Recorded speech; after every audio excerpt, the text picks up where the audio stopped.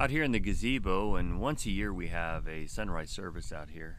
So for most of the year, don't come out here, just sets. And so a day or so before sunrise service, I come out to get it cleaned up, and it seems that every year I forget how much work it really needs to get it in shape.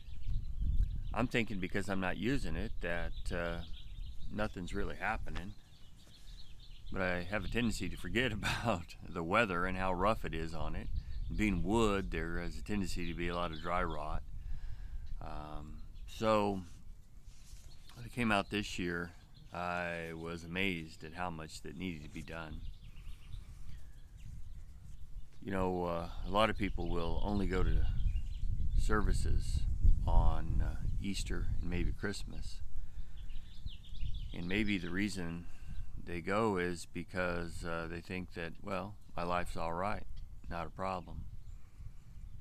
But then they do go and they realize, man, I've got more issues than I realize, and I need to get things taken care of, and so it makes them not want to come back.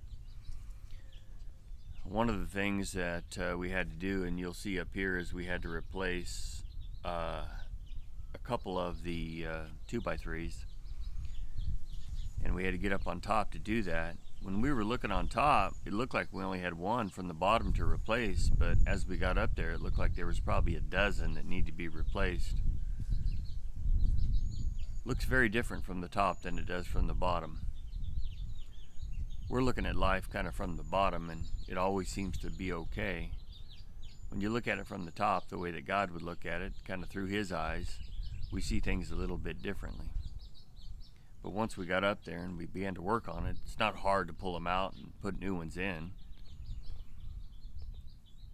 If we'll allow God to do his work in our lives, we'll see that it's not hard for him to do the work that he needs to do.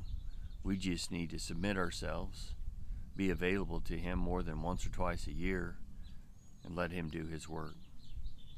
God bless.